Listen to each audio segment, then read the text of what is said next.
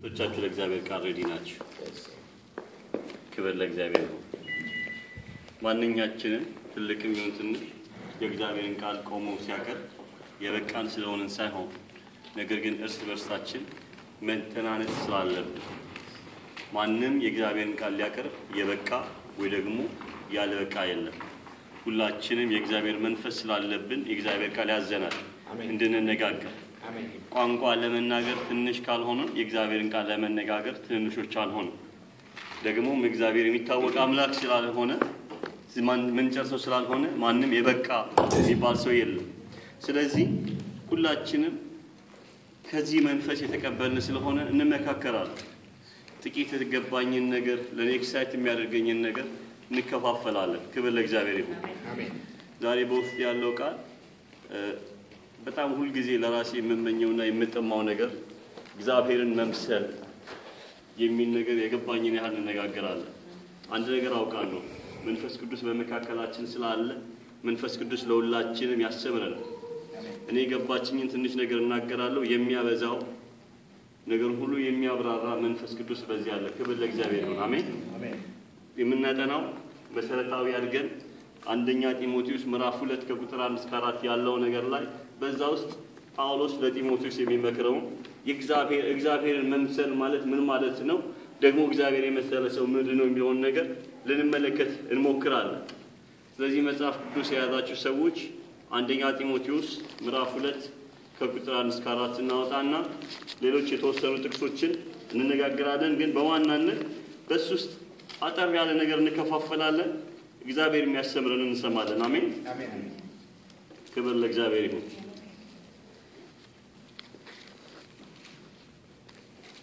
ሁላችንም ካወጣነው በኋላ እኔ ያስኩት አዲሱን ትርጉም ስለሆነ ምናልባት ከምታነቡት ጋር ባይመሳሰል አንድ ነው ትርጉሙ። ይሄኛው ቀለል ያለ አማርኛ ነው።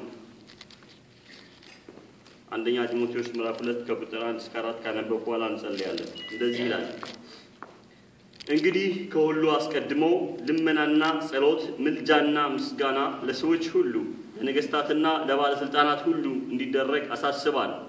ይህም በእውነተኛ መንፈሳዊ ሕይወትና በቅድስና ሁሉ በሰላምና በጸጥታ እንድንኖር ነው። ይህ በእግዚአብሔር በአዳኛችን ፊት ደስ የሚያሰኝ ነው። እርሱ ሰዎች ሁሉ እንዲድኑና እውነትን ወደ ማወቅ እንዲደርሱ ይፈልጋል። ቁጥር 1 እና ቁጥር 2 እናንተ ባያዛችሁ ደግሜ ያነባዋለሁ። እንግዲህ እግዚአብሔርን በመምሰልና በጭምትነት ሁሉ ጸጥና ዝግ ብለን እንድንኖር ልመናና ጸሎት ምልጃም ምስጋና ለሰዎች ሁሉ ስለ ነገስታትና ስለ መኳንንትም ሁሉ እንዲደረጉ ከሁሉ በፊት እመክራለሁ ይላል ሐዋርያው ጳውሎስ። ክብር ለእግዚአብሔር ይሁን። እግዚአብሔር መንፈስ ቃሉን እንዲያስተምረን አንገቶቻችን ዝቅ አድርገን እንጸልይ። ቅዱስና ጻድቅ የሆንክ እግዚአብሔር አምላክና አባት ሆይ እናመሰግንሃለን። እግዚአብሔር አምላኬና አባት ሆይ ምሕረትህ በቤታችን በዝቶ ቃልን ልንነጋገር ይህንን የተወደደ ሰዓት ስለሰጠህን እናመሰግንሃለን። አባት ሆይ ማንኛችንም ያንተን ቃል ልንሰማ የበቃን አልነበርንም። ነገር ግን ከበዛው ፍቅርህ የተነሳ ልጅን ስለሰጠህን በልጅህ ደም እግዚአብሔር ሆይ ወደ መቅደስ መገባት ችለናል። በጌታ በኢየሱስ ክርስቶስ ድፍረትን አግኝተን በፊትህ መተናልና እግዚአብሔር አምላኬና አባት ሆይ ስለዚህ እናመሰግንሃለን። ይህንን ስለሰጠን እናመሰግንሃለን። የተገባን ሳንሆን ነገር ግን የተገባችሁ ነን ስላልከን እናከብረሃለን። እግዚአብሔር አምላክና አባት ሆይ በጌታ በኢየሱስ ክርስቶስ ያውና ቅዱስ ስም እኔና ወገኖቼ በፍጹም ትህትና በፊትህ እንመጣለን። ቃልህን ታስተምረን ዘንድ እንደምትለው እንሆን ዘንድ እግዚአብሔር አምላኬና አባት ሆይ ታስረዳን ታብራራለን ዘንድ እግዚአብሔር አምላኬና አባት ሆይ ፈቃድህን ልናደርግ ትረዳን ዘንድ በጌታ በኢየሱስ ክርስቶስ ስም እንጸልያለን። አባት ሆይ በጌታ በኢየሱስ ክርስቶስ ስም መንፈስ ቅዱስ ለእያንዳንዳችን እንዲያስረዳን እንዲያብራራልን በድካማችን ሁሉ እንዲያግዘን መንቃት እንዲሆን በጌታ በኢየሱስ ክርስቶስ ስም እንጸልያለሁ። ሁሉም በቋንቋቸው ይሰሙ ነበር ተብሎ እንደተጻፈ ሐዋርያቶች በአንድ ቋንቋ ሲናገሩ ሁሉ ግን በቋንቋቸው እንደሰሙ አሁን እኔ ስናገር ለሁሉ በመረዳታቸው ሌቭል አንተ እንድታስረዳ በጌታ በኢየሱስ ክርስቶስ ስም እንጸልያለሁ። ከአሁን ሰዓት ጀምሮ የእግዚአብሔር መንፈስ ይህን ስፍራ ይቆጣጠር። እኔና ወገኖቼ በእግሮች ስር አለን። አንተ አስተምረን። ክብር ሁሉ ለአንተ ይሁን በጌታ በኢየሱስ ክርስቶስ ስም አሜን። ክብር ለእግዚአብሔር ይሁን። መጽሐፍ ቅዱስ ደግሞ ደጋግሞ በተለይ ጳውሎስ ብዙ ጊዜ ይናገራል ይሄ እግዚአብሔር መምሰል የሚለው ነገር የእግዚአብሔር መምሰል ማለት ምን ማለት ነው የሚለው ከመጀመሪያ በፊት ስለ መምሰል ሁላችንም እንላለን አራዲስ የተወለዱ ህፃናቶች ቤት ስንሄድ ገና ልጁ ሳይጠነክር አባቱን ይመስላል እናቱን ይመስላል እንላለን ወዲያው ይለወጣል ሁሉ ጊዜ ሰው ስናገኝ ማመሳሰል እንጀምራለን ከከሌ ጋር ይመስላል ምንድነው የምናመሳስለው ብዙ ጊዜ ወይ መልክ እናመሳስላለን ወይ ደግሞ ጸባይ እናመሳስላለን አንድ ሰው እኔን አንድ ጊዜ አረማመድ አባቱን ይመስላል ብሎ ከአባቴ ጋር ባረማመድ ያመሳሰለኝ ሰው አለ በሁሉ ነገር እንመሳሰላለን ወይ ደግሞ ልክ ለጴጥሮስ እንዳለችው ንግግር ያስታውቃል አንተ ከሱ ጋር ነበርክ በንግግሩ መስሎ ስለነበር አላቆም ያለ አነጋገር ያስታውቃል የምንመስልበት ነገር አለ ጳውሎስ ደግሞ ደጋግሞ እግዚአብሔርን መምሰል ሲናገር እንዴት ነው እግዚአብሔርን የምንመስለው እግዚአብሔርን በመልክ ልንመስለው ነው ወይንስ ምንድነው እግዚአብሔር በአምሳሉ ፈጠረን ብሎ ደግሞ ይጀምራል ሲጀምር ራሱ አፈጣጠራችን በእግዚአብሔር አምሳል ተፈጥረናል በእግዚአብሔር አምሳል ተፈጥረን ደግሞ እግዚአብሔርን ምሰሉ የሚለው ነገር አለ ይሄ ማለት ሰው እግዚአብሔርን ሲመስል ወደ እግዚአብሔር መምሰል ሲደርስ ሰው ወደ ተፈጠረበት ዓላማ ገና ዘፍጥረት 1 ላይ ሲፈጠር ወደ ተፈጠረበት ወደዛ ዓላማው ደረሰ ማለት ነው ስለዚህ እግዚአብሔርን መምሰል በውስጣችን ሆኖ መጀመሪያ እግዚአብሔር በአምሳላችን በመልካችን እንደምሳሌያችን እንፍጠር ስላለ ሁላችን በእግዚአብሔር አምሳል ተፈጥረናል ይሄ እግዚአብሔር መምሰል ማለት ግን ምን ማለት ነው እግዚአብሔርን በምን ነው የምንመስለው እግዚአብሔር በመልኩ ነው የምንመስለው እግዚአብሔር በስልጣኑ ነው የምንመስለው እንደ እግዚአብሔር መስለናል ብለን ሰማይ ይሁን ብለን መናገር አለብን ምንድነው እግዚአብሔርን የሚመስለው ነገራችን መጽሐፍ ቅዱስ እግዚአብሔርን መምሰል እያለ የሚናገረው ነገር ምንድነው አንዳንድ ቦታ ላይ ኑሮ ይበቃኛል ለሚለው ግን እግዚአብሔርን መምሰል እጅግ ማትረፊያ ነው እግዚአብሔርን መምሰል ማለት ኑሮ ይበቃኛል ማለት ነው እግዚአብሔርን መምሰል ማለት ምን ማለት ነው ብዙ ነገሮች ማለት እንችላለን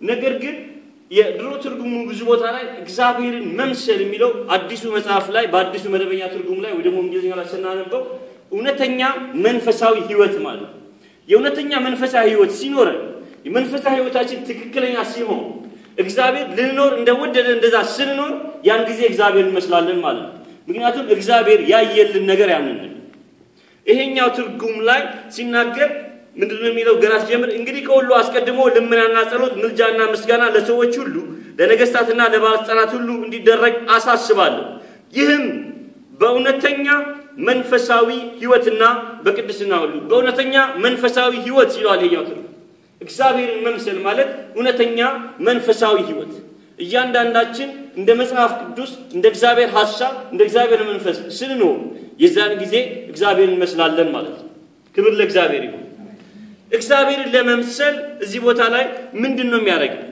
በጣም የሚገርመው ቁጥር 3 ላይ ስትመለከቱ ለምሳሌ እግዚአብሔር አንድ ነገር ይፈልጋል ሰው ሁሉ እግዚአብሔር ሰው ሁሉ እንዲልን ይወዳልና ስለዚህ አንድ ሰው እግዚአብሔርን ሲመስል እግዚአብሔርን የመሰለ ሰው ስለ ነፍሳት መዳን ግድ ይለዋል ምክንያቱም እግዚአብሔር ምን ትፈልጋለህ ብትሉት ሰው ሁሉ እንዲድን ሰው ሁሉ ወዳዘጋጀውለት ወደዚህ መዳን እንዲገባ ፈልጋለሁ ስለዚህ እኛ የሰዎች መጥፋት ግድ ካላለ ሰዎች እንዲድኑ ካልተጋል ስለ ሰዎች መዳን ግድ ካላለ እግዚአብሔር አልመሰልነውም ማለት እግዚአብሔር ማድረግ ይችላል ተመልከቱ እግዚአብሔር ሰውን ሁሉ ማዳን ቢፈልግ ማዳን ይችላል ሰውን ማዳን ይፈልጋል ምክንያቱም እግዚአብሔር ምንም ነገር ለማድረግ ፈልጎ ማድረግ የሚያቅተው ነገር የለም እሱ እግዚአብሔር ነው ያለው ነገር ይሆናል እግዚአብሔርም አለ ሆነ የሚላል እግዚአብሔር ቃል ሲናገር ይሄኛው ግን ሲናገር እግዚአብሔር ሰው ሁሉ ወደ መዳን እንዲመጣ ይፈልጋል እግዚአብሔር የመዳን መንገድ አዘጋጅቷል ነገር ግን ያንን ያዘጋጀውን የመዳን መንገድ ሰዎች ተረድተው ወደዛ እንዲመጡለት ይፈልጋል ስለዚህ እኛም ደግሞ በመናገኘው አጋጣሚ ሁሉ ሰዎች ወደ እግዚአብሔር ወዳዘጋጀው ወደዚህ መዳን እንዲመጡ ካላበረታታን ወደ ወንጌል ሥራ ካልሄድን ሰዎችን ወደ እግዚአብሔር መንግስት ለማምጣት ካልተጋን የዛን ጊዜ እግዚአብሔርን መምሰላችን አጥሯል ማለት ነው እግዚአብሔርን እየመሰልነው አይደለንም ማለት ነው እዚህ ጋር ሲናገር እንግዲህ ብሏል ከዛ ምዕራፍ 1 ስትመለከቱ ብዙ ነገር ይደረደርለታል ስለ ብዙ ነገር ከተናገረው በኋላ እንግዲህ ብሎ ነው የሚጀምረው ሲጀምር ለሰው ሁሉ ልመና ጸሎት ምልጃ ምስጋና ብሎ አራት ነገሮች ይናገራል በርግጥ ስለ ሰው ሁሉ ሲል እዚህ ጋር ጳውሎስ በዓለም ላይ ላለ ሰው ሁሉ ጸልዩ ይላል ምክንያቱም ያንን ለማድረግ እድሜውም የለንም ጊዜውም የለንም ብቃቱም የለንም ነገር ግን ለምናቆሰው በሙሉ የዳነም ሆነ ያልዳነ ለሰው ሁሉ ስለሚል አብሶሉት የሆነ ቃል ስለ ሰው ሁሉ በእነዚህ አራት መንገዶችን ልንጸልይ አንደኛ ልመና እንዲደረግ አሳስባለሁ ወይም እመክራለሁ የሚለው ነገር ስለ ሰው ሁሉ ልመና እንዲደረግ ይላል የጸሎትም አይነቶችን ነው የሚናገረው ልመና ጸሎት ምልጃና ምስጋና ይሄ ማለት በቃ እንደም ቁጥር 5 ላይ አንድ እግዚአብሔር አለ ከዛ ደግሞ በእግዚአብሔርና በሰው መካከል የሆነ አንድ ክርስቶስ አለ ያለ የሚናገረው ነገር አለ ልክ ክርስቶስ እንዳደረገው በእግዚአብሔርና በሰው መካከል ሆኖ ሰዎች ወደ መዳን እንዳመጣ እኛ ስለምናቀው ሰው ሁሉ ስለዳነው ስላልዳነው ስለ ሰው ልጆች በሙሉ በእግዚአብሔር ፊት ልንለምንላቸው ይገባል ከምናደርገው የወንጌል ስራ ባሻገር ስለነዚህ ሰዎች በእግዚአብሔር ፊት ልንጸልይ ያስፈልጋል የሚገርመው ነገር እግዚአብሔር ጸሎቶቻችንን ያያል ጸሎቶቻችን ይሰማል ዛሬ ብዙ ጸሎቶቻችን በምንድነው የተያዙት በጣም በሚገርመው ሁኔታ የሆነ ነገሮቻችን በአብዛኛው ለቀናል አርግልኝ አብላኝ አውጣኝ የሥራ እድገት ስጠኝ እንዲህ አርግልኝ የተሻለ ቤት ስጠኝ ትዳር ስጠኝ ልጅ ስጠኝ ልጄን አሳድገው በሙሉ በቤታችን ነው በአብዛኛው ጸሎቶችን የተያዘ ነገር ግን እግዚአብሔር ጸሎት ሲመለከት ጸሎቶቻችንን ሲመለከት እግዚአብሔር ሰምቶ የሚመልስ አምላክ ስለሆነ የምንጸልየው ነገር ያደርግልናል ነገር ግን እግዚአብሔርን የሚያስደስተው ጸሎት እንጸልያለን ወይንስ ከእግዚአብሔር እንደቀማኛ በጸሎት የምንፈልገው ነገር እንቀበላለን እግዚአብሔር የሚፈልገው ነገር አብ ከሰማይ አንድያ ልጁን ወደ ምድር የሰጠበት ነገር ለሞት የሰጠበት ሰው እንዲሆን የሰጠበት አንድ ነገር የሰው ልጆችን መጥፋት ስለማይፈልግ እኔና እናንተ በተከፈለ ዋጋ ወደዚህ መንግስት ገብተናል የተገባን ሰዎች ሆነን አይደለንም ሩቅ የነበርን ሰዎች ነን እግዚአብሔር መኖርን እንኳን የማናቅ ሰዎች ነበርን ዛሬ እግዚአብሔር አለ ብቻ ሳይሆን ስለ እግዚአብሔር ልንነጋገር ከእግዚአብሔር ጋር ህብረት ሊኖረን ያንን ድፍረት አገኘ አሁን ይሄን ድፍረት አግኝተናል ወደ እግዚአብሔር መግባት ድፍረት አግኝተናል እግዚአብሔር ጋር ለመነጋገር ይሄን ድፍረት እንዴት ነው የምንጠቀምበት ወደ አብ መግባት ድፍረት ያገኘንኛ እንዴት ነው የምንጠቀምበት ስለዚህ ምንድነው የሚለው በመጀመሪያ ደረጃ ስለ ሰው ሁሉ ስላልዳነ ብቻ አይደለም ስላልዳነ ብቻ አይደለም ስለ ዘመዶቻችን ብቻ አይደለም ስለ ሰው ሁሉ እንዲጸልይ በጸሎት በልመና በምልጃ በምስጋና ምንድነው የሚያስፈልጋቸው አንዳንዱ ሰው አንዳንድ ጊዜ እንፈርዳል አይገባውም እሱ የወንጌል ነገር አይገባው የእግዚአብሔር ነገር ተደፍኖበታል እኛ ተሰጠን ልንፈርድ አንድ ሰው የእግዚአብሔር ነገር እንደማይገባው ካየን አይገባውም ብለን እንድንሰው ሳይሆን ተንበርከክ ጌታ ሆይ ቃልህ ይብራል በፈስ ያገኘው የማይገባን ነበር ግን ዛሬ ገባን ሲነገረን አይገባንም ነበር የእግዚአብሔር ነገር የማይገባን የደነዘዘ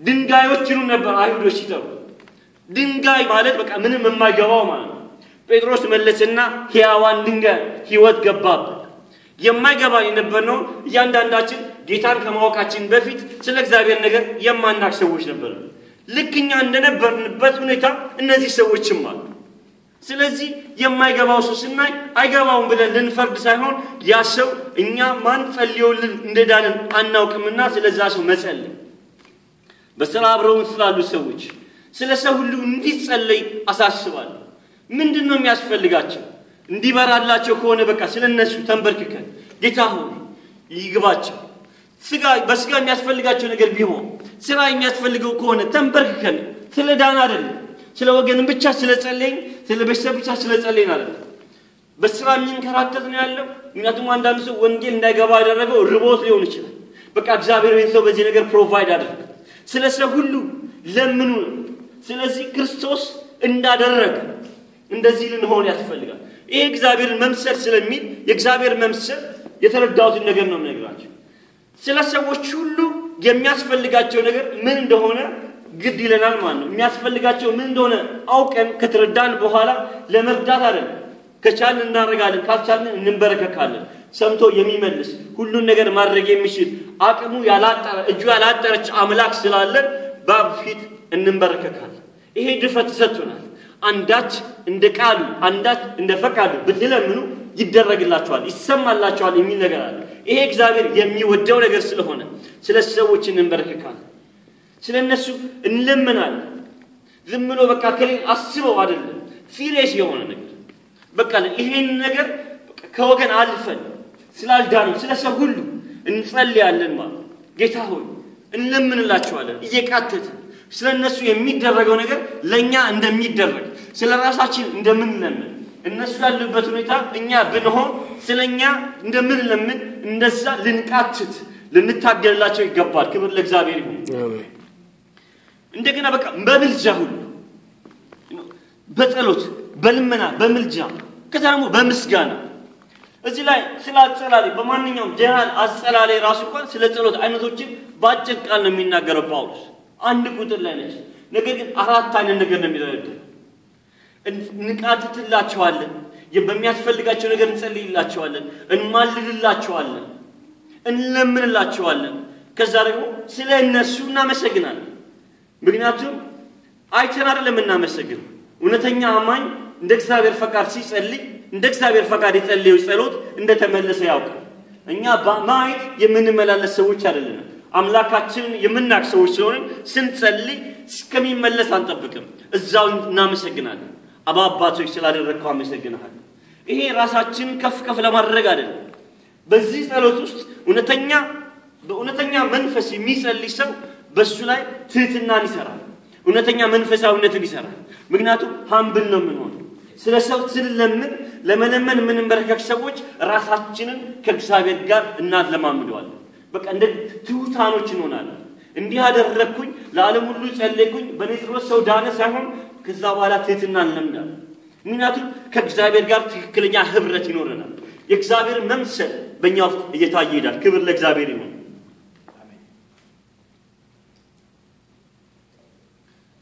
እግዚአብሔር እንዴት ነው የምንመስለው አንደኛ ጢሞቴዎስ ምዕራፍ 4 ቁጥር 8 ላይ የሚናገረው ነገር አለ ሰውነትን ለስጋዊ ነገር ማስለመድ ለጥቂት ነገር ይጠቅማል በተለይ ይሄኛው ትንሽ የሚያዛባ ትርጉም ይመስላል ምክንያቱም ምንድነው ስጋ አንዳንድ ጊዜ ስጋ ሲባልኛ ኃጢያት ነው የሚመጣብን ነገር ግን ትክክለኛው ትርጉም አካላዊ ብቃት ወይ ደግሞ ማንኛውንም አይነት ስፖርት መስራት የአካል ጉልምስና ማድረግ ለሰውነት ለጥቂት ነገር ይጠቅማል ስፖርት መስራት ለልብ ምት ለስኳር ለደም ብዛት ለማንኛውም ነገር ለሮጦ ለማምለጥ ለብዙ ነገር ስፖርት መስራት ጥቅም አለ ለጥቂት ነገር በዚህ ምድር ላይ እስካለን ድረስ ስፖርተኞች ብንሆን ስፖርት ብንሰራ ለጥቂት ነገር ይጠቅማል ያየለ አንድ ሰው ስፖርተኛ ለመሆን አንድ ሰው ሯጭ ለመሆን ወይ ደግሞ እግር ኳስ ተጫዋች ለመሆን በማለዳ እየተነሳ በጣም ይለማመዳል ብዙ ትሬኒንግ ማድረግ አለበት ሰውነትን ለስጋዊ ነገር ማስለመድ ማለት ብዙ ድካም ብዙ ላብ ያለበት ብዙ አይነት የተበጣጠነ ምግብ ይበላል ስፖርት ይሰራል ብዙ ይደክማል ከሚያስፈልገው አንድ 90 ደቂቃ እግር ኳስ ለመጫወት ከ90 ቀን በላይ ምናልባት 9 ወር ሊለማመድ ይችላል ለአንዲት ጌም ብዙ ነገር ነው የሚደክመው ልክ እንደዚህ ያንን ሁሉ የሚያደርጉት ለጥቂት ጥቅም ነው ሰውነትን ለመንፈሳዊ ነገር ማስለመድ ግን እግዚአብሔርን መምሰል ነው ዛሬ እንደሚለው ሰውነትን ለስጋ ነገር ማስለመድ ካዋል እግዚአብሔርን መምሰል ግን ስለዚህ ሰውነትን ለስጋ ነገር በማስለመድ ይሄ ከሆነ እግዚአብሔርን መምሰል ደግሞ ምን ማለት ነው እግዚአብሔርን መምሰል ማለት በመንፈሳዊ እንቅስቃሴዎች ውስጥ መግባት ትሬኒንግ ማድረግ በማለዳ ተነስቶ በጸሎት እግዚአብሔርን ቃል በማንበብ ቃልን ኮንፌስ በማድረግ የሚለን ነገር በማድረግ በሰዎች ውስጥ ላይ ኢንቮልቭ በማድረግ ይሄን ነገሮች እግዚአብሔር እዚህ ቢመጣ እግዚአብሔር ሊያደርግ የሚችለው ነገር በማድረግ ስንንቀሳቀስ ያ እግዚአብሔርን መምሰል ይዋል ክብር ለእግዚአብሔር ይሁን አነባዋለሁ ቃሉ ሰውነትን ለስጋዊ ነገር ማስለመድ ለጥቂት ይጠቅማልና እግዚአብሔርን መምሰል ግን ያሁንና የሚመጣ ህይወት ተስፋ ስላለው ለነገር ሁሉ ይጠቅማል በአዲሱ ትርጉም የአካል ብቃት ልምምድ ለጥቂት ነገር ይጠቅማልና ለእውነተኛ መንፈሳዊ ህይወት ራስን ማሰልጠን ግን ለአሁኑም ሆነ ለሚመጣው ህይወት ተስፋ ስላለው ለሁሉም ይጠቅማል ክብር ለእግዚአብሔር ይሁን ስለዚህ ነገር ስናስለምድ አንደኛ ግንባር ቀደም ተጠቃሚዎቹ እኛ ለመንፈሳዊ ነገር ስናስለምድ በተለይ በአንደኛ ጢሞቴዎስ ምዕራፍ 2 ላይ ያለው ነገር ምንድነው እግዚአብሔርን የምንመስለው በአንደኛነት ደረጃ ለሰው ሁሉ ስንጸልይ ስንማልድ ስንለምን እና ደግሞ ስለነሱ ስናመሰግን ሌላው ደግሞ እዛው ወረድ ብሎ ምን ይሏል ለሰው ሁሉ ለሰዎች ሁሉ ለነገስታትና ለመኳንንት ሁሉ ጸሎት እንዲደረግ ከፊት ይልቅ እመክራለሁ። በስልጣናት ላሉ በመሪነት ላይ ላሉ ለመንፈሳዊ መሪዎች ይሁኑ በስጋ ላሉ መሪዎች ይሁኑ ለአለቆቻችን ይሁኑ አገር ለሚያስተዳድሩ ሰዎች ይሁኑ በቃ ከሰው ደግሞ አልፈን በኢንፍሉዌንሻል ለሆኑ ሰዎች በጣም የሚገርመኝ ነገር ጳውሎስ ይህንን ነገር ሲጽፍ በአገር ላይ የነበረው መሪ የሮም አገዛዝ ነበር። በሮም ላይ ደግሞ የነበረው ንጉስ ኔሮ የሚባል እርክፍ በጣም ክፉ የነበረ መሪ ነበር። ኔሮ ማለት በጣም ለክርስቲያን ጸር የነበረ ሰው ለሱ አይጸልይም። ምናልባት ዛሬ ብንሆን ይገስጸው ነው የምንለው። ነገር ግን ጳውሎስ መንፈሳዊ ነገር የገባው ነው። ለኔሮም ቢሆን ይጸልያል። ምክንያቱም ጸሎት ኃይል አለ። ክርስቲያን የጥላቻ ነገር ከውስጡ ከወጣ ራሱን መመርመር አለበት። መንግስት ላይመቸን ይችላል። ያለው ነገር ላይመች ይችላል። የክርስቲያን ተግባር ግን አደባባይ ወጥቶ መቃወም ሳይሆን በጸሎት ማስለወጥ። እንግዲህ ኤልያስም እንደኛ ሰው ነበር። ኤልያስ የነበረበት ነገር አልተስማማው። ስለዚህ ማድረግ የሚችለውን መንፈሳዊ ስልጣን ተጠቅሞ ያለውን ሁኔታ ያስቀየም ነበር። እኛ ሽጉጥ ይዘን ድብድብ አንጋጠም። ነገር ግን የኛ ኃይል እጅግ ከፍ ያለ ነው። ክፉ የሆነ መሪ ከሆነ ክፉ እንዲሆን ያደረገው ነገር ምንድነው? አለመረዳት ነው ወይስ ከኋላ የሚገፋው ኃይል አለ? ከሱ ጋር ከሆነ ሌላኛ ከኋላ ያለው ነገር ሌላ ሰው ማስነሳቱ አይቀርም። ስለዚህ የጨለማውን ኃይል ለመምታት ኃይል ያለን ሰዎች ስለሆነን በጸሎት መጠቀም አለን። ክብር ለእግዚአብሔር ይሁን። ስለዚህ ነው ምን ጸልይላችሁ ጥበብ እንዲያገኙ። ምክንያቱም በእነሱ ነገር ላይ በቃ ወንጌል እንዳይሰበክ ብለው ብዙ ነገር ሊያመጡብን ይችላል። እነሱን ያለውን ነገር አስተዳደሩን ሁሉ እንዲቀየስ ስለነሱ ሁሉ እንድንጸልይ ጳውሎስ አበክሮ ይመክራል። ክብር ለእግዚአብሔር ይሁን። ይህ ቁጥር 2 ይህም በእውነተኛ መንፈሳዊ ሕይወትና በቅድስና ሁሉ በሰላምና በጸጥታ እንድንኖር ነው። አናኗራችን ሁሉ እንደዚህ ስለ ሰዎች ሁሉ ስንጸልይ ስለ ሰዎች ሁሉ በመንጸልይበት በመጀመሪያ የኛ በነፊት ምንድነው? ፒስፉል የሆነ ሰላም የተሞላበት ቅድስና ያለበትን ኑሮ ለኛ እንኖራለን። እንዴት እንደሆነ አናውቅም። ምናልባት የተለማመዳችሁ ካላችሁ ታውቃላችሁ። ካልተለማመዳችሁ ሞክሩት። ስለ ሰዎች ስትጸልዩ የእናንተ ህይወት ሰላም ያለው ምን እንደሆነ ላስረዳችሁ አልችልም። ነገር ግን ስለ ሰዎች ስትጸልዩ ስለ ሰዎች መልካም ነገር ስታስቡ ስለ ሰዎች መሳካት ስትጸልዩ የእናንተ ነገር ይሰራል። ጸጥ ያለና ሰላም የሞላበት ቅድስና ያለው ጥሩ አይነት ህይወት እንድንኖር ይጠቅመናል። ክብር ለእግዚአብሔር ይሁን። በዓለም ላይ እንኳን ያሉ ሰዎች ስለ ክፋት የሚያስቡ ሰዎች ህይወታቸው በሙሉ የከፋና የመረረ ነው ይላሉ። ስለዚህ እነሱ እንኳን ፖዚቲቭ ቲንኪንግ የሚል ነገር አምጥተዋል። መልካም የሆነ ነገር አስቡ። በመከራ ስትሆኑ መልካም የሆነ ነገር አስቡ። ምክንያቱም ሳይኮሎጂካሊ የሚሰራው ነገር አለ። ለኛ ግን የእግዚአብሔር መንፈስ ያለብን ሰዎች ስለሆነ ከዛ የበለጠ ነው። ክብር ለእግዚአብሔር ይሁን። ቁጥር 3 ላይ ይህ በእግዚአብሔር በአዳኛችን ፊት ደስ የሚያሰኝ ተመልከቱ። ስለ ሰዎች በተለይ ስላላመኑ ሰዎች የምናደርገው መቃተት እግዚአብሔርን ደስ ያሰኝ። ይሄ እግዚአብሔርን ደስ የሚያሰኘው ነገር ነው።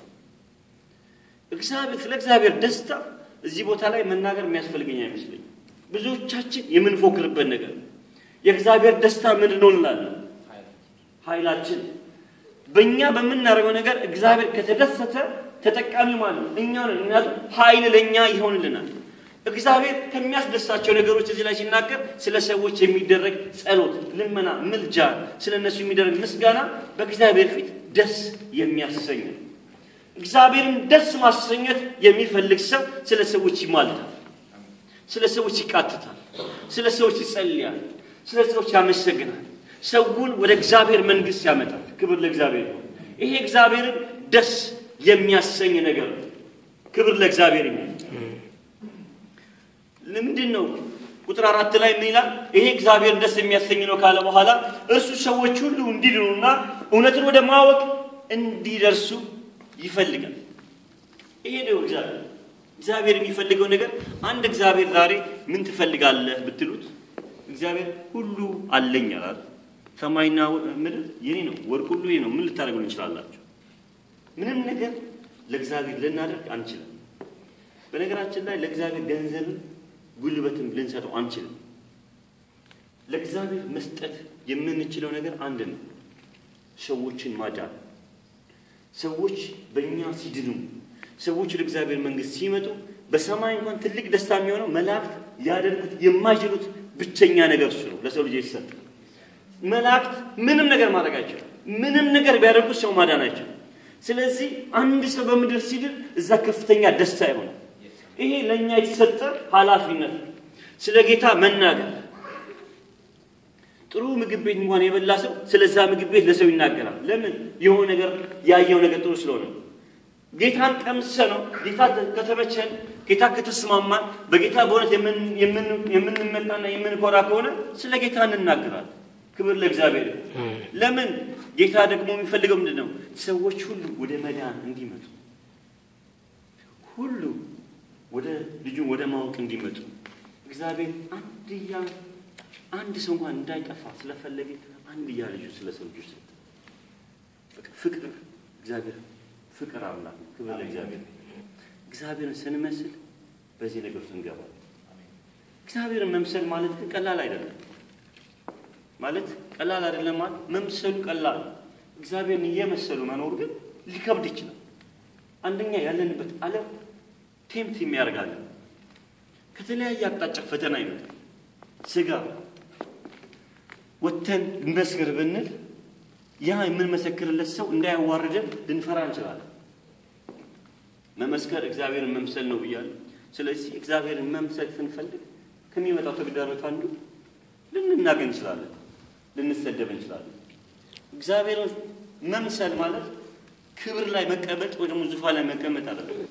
ስለዚህ ልንናገር እንችላለን። ነገር ግን ምን ያህል እግዚአብሔር ቃል ሲናገር እግዚአብሔርን የመሰሉ ሊኖሩ የሚወዱ ሁሉ ይሰደዳሉ። እግዚአብሔርን እየመሰልን ሁሉ ነገር አልጋ ባልጋ ይሆንላል ብዬ አልዋሻችሁ። እግዚአብሔርን ስንመስል ከእግዚአብሔር ዘንድ ኃይል ይሆንልናል። እግዚአብሔርን የሚጠሉት ሰዎች ደግሞ ያሳድዱናል። ከእግዚአብሔር ሐሳብ ጋር የማይስማሙ ሰዎች እነ ኔሮ ያሳድዱ፣ ይገድሏቸው ነበር፣ ያሰቃዩአቸው ነበር፣ ለአንበሳ ይሰጧቸው ነበር፣ በዘይት ይጠብሷቸው ነበር። እንደዛም የሆኑ ግን ሰዎች እግዚአብሔርን መምሰል አላቁም። ዛሬ እኛ ምናልባት እግዚአብሔርን ብንመስል በተለይ አሜሪካ ያለን ሰዎች ጥቂት ነገር ከስድብ ያለፈ ነገር ሰው አንድ ጠርጠር እንኳን ላያችን ላይ መወረር አይችልም። ምናልባት መስሪያ ቤት ስለ እግዚአብሔር ተናገራችሁ ተብለን ከስራ ልንባረር እንችላለን። እግዚአብሔር ከስራ ከተባረረ ነው እግዚአብሔር ስራ ይሰጣል። ሰነፎቹ ነው እስካልተባረረ ድረስ። ምክንያቱም እግዚአብሔርን ለሚመስሉ ሰዎች እግዚአብሔር ኃይል አለ። እግዚአብሔር ደስ የሚሰኝበትን ስራ ስለሰራ የእግዚአብሔር ኃይል ለዛ ሰዎች ይሆናል። ክብር ለእግዚአብሔር። አሜን። ግን እግዚአብሔርን ለመምሰል እግዚአብሔር ለሁላችን ጸጋ ይሰጣል። አሜን። የሚያስችል እግዚአብሔርን መምሰል የሚያስችል ጸጋ። ለምን? እግዚአብሔር ከኛ የሚፈልገው ነገር ይሄንን ነው። እግዚአብሔር እንድንመስለው እውነተኛ የሆነ መንፈሳዊ ህይወት እንዲኖረን ነው የሚፈልገው።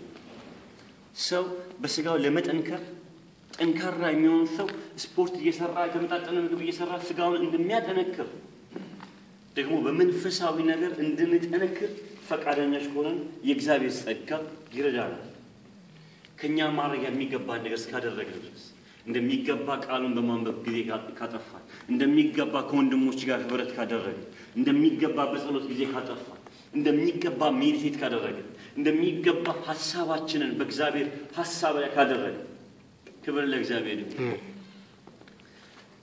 ለቲቶ ጳውሎስ በቲቶ ምዕራፍ 2 ቁጥር 12 ላይ 12 እና 13 ስለ እግዚአብሔር ጸጋ ሲናገር ይህም ጸጋ ኃጢአተኝነትንና ዓለማዊ ምኞትን ክደን የተባረከውን ተስፋችንን እርሱም የታላቁን የአምላካችንን የመድኃኒታችንን የኢየሱስ ክርስቶስን ክብር መገለጥ እየጠበቅን ራሳችንን በመግዛትና በጽድቅ እግዚአብሔርን በመምሰል በአሁኑ ዘመን እንድንኖር ያስተምረናል። እግዚአብሔር ጸጋ ለሁላችን ተሰጥቷል። ክብር ለእግዚአብሔር። እግዚአብሔር እንድንመስል የሚረዳ የእግዚአብሔር ጸጋ በፈቃድ ለምንቀበል ሰዎች ለእግዚአብሔር ራሳችን ላስገዛን ሰዎች የእግዚአብሔር ጸጋ አለ። ይሄ የእግዚአብሔር ጸጋ ያስችለናል። አዎ ቻሌንጅ አለ። እግዚአብሔር መምሰል የሚወዱ ሰዎች ይሰደዳሉ። ነገር ግን በዛ ውስጥ ሁሉ የሚረዳ የእግዚአብሔር ጸጋ አለ። በመከራ ውስጥ የሚረዳ የእግዚአብሔር ጸጋ አለ። እንደገና ደግሞ እግዚአብሔር ለመምሰል የሚረዳ የእግዚአብሔር ጸጋ አለ። እኛ ጋር ግን ለእግዚአብሔር የቆረጥ እንድንሆን እግዚአብሔር ይፈልጋል።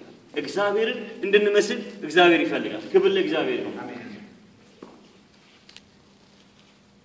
በአዲሱ ትርጉም ድነት በሚገኝበት የእግዚአብሔር ጸጋ ለሰዎች ሁሉ ተገልጧል እና ይህም ጸጋ በኃጢአት መኖሩንና ዓለማዊ ምኞትን ክደን በአሁኑ ዘመን ራሳችንን በመግዛትና በጽድቅ በእውነተኛ መንፈሳዊ ሕይወት እንድንኖር ያስተምረናል ይላል። ክብር ለእግዚአብሔር ይሁን። ዛሬ ምንድነው የተነጋገርነው? እግዚአብሔርን ስለመምሰል፣ እግዚአብሔርን የምንመስልባቸው መሳሪያዎች ወይ ደግሞ መንገዶች። በዋነኛነት ዛሬ እግዚአብሔርን የምንመስልበት ነገር የእግዚአብሔር ቃል ያስተማረን ነገር ጸሎት ደግሞ የምንጸልየው ጸሎት የሆነ ነገር እንዲደረግልን የምንጸልየው ሳይሆን ስለ ሰው ሁሉ፣ ስለ ሰው ዘር በሙሉ ስለማናውቀው ሰው ለመጸለይ ባንችልም እንኳን ስለምናውቃቸው ሰዎች በሙሉ አጎት፣ አክስት፣ አያት፣ ቅድመ አያት መቃ በህይወት ያለ ማንኛውም ሰው ልንነካው ልንዳስሰው የምንችል ከኛ ጋር ኢንተራክት ለሚያደርግ ሰው በሙሉ የእግዚአብሔር ቃል እንድንጸልይ ያዘናል። ለሰው ሁሉ ጸሎት እንዲደረግ፣ ለሰው ሁሉ በጸሎት በምልጃ በልመና እና በምስጋና ስለነሱ በቃ ጌታ ሆይ እያልን ስለ ሰዎችን ይዘን እንድንበረከክ ቢዚ እንድንሆን በቀን ለአንድ ሰው እንጸልይ ብንል በጣም ብዙ በማይረባ ነገር የሚጠፋው ጊዜ የእግዚአብሔር መንፈስ ይዘዋል። ወገኖች እኔ ስለ ሰው በጣም የሚያወራ ሰው ይገርመኛል። በጣም ጊዜ አለው። ምክንያቱም ለማማት ሰው ጊዜ ካለው የጸሎቱን ጊዜ እየወሰደ ነው የሚያማው። የሚታማ ሰው ስታገኙ ስለሚታማው ሰው ይጸልያል። ነገር ግን ከከሊት ጋር ሆነን እንጸልያለን ወይ ከከሊት ጋር እንጸልያለን እንንበርከክ። የእውነተኛ መንፈሳዊ ህይወት ይኑረን። ምክንያቱም እግዚአብሔር የሚፈልገው የሚመስሉት ነው። አንያ ነገር እግዚአብሔር ልብን ያያል። እኛ ሰው ልንሸውድ እንችል ይሆናል። እዚህ ጋር እንደፈለኩኝ ተወራረቂ እቤት ብትሆን ፌድ የሚሆነውን ነገር እግዚአብሔር ያያል። በጓዳ ያለውን ነገር እግዚአብሔር ያያል። አንድ ሰው ምን አለ? በእግዚአብሔር ፊት የሚንበረከኩ ሰዎች በሰው ፊት ይቆማሉ።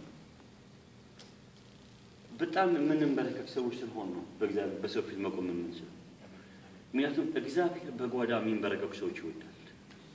ምንድነው ስለ ሰዎች ስናስብ የሚመጣና አመለካከታችን? ምናልባት ብዙዎቻችሁ ከዚህ በፊት እዚህ ቦታም ሌላ ቦታ ያስተማሩት ትምህርት አስተውሳላችሁ። እኛ ግን የክርስቶስ ልብ አለን።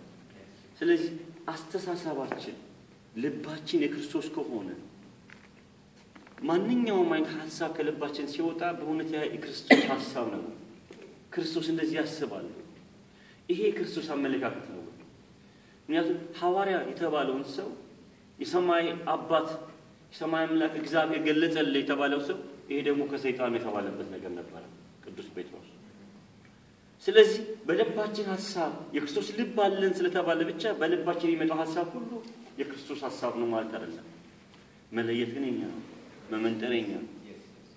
የክርስቶስ ልብ ስላለ እንደ እግዚአብሔር ልናስብ እንደ እግዚአብሔር ልንናገር የሚያስችል መንፈስ ተሰጥቷል። በእኛ ውስጥ የእግዚአብሔር መንፈስ ስላለ ሰው ፈቃደኛ ከሆነ እንደ እግዚአብሔር መሆን ይችላል። ይሄ ማለት እግዚአብሔር ይሆናል ስለ ኃይል አይደለም።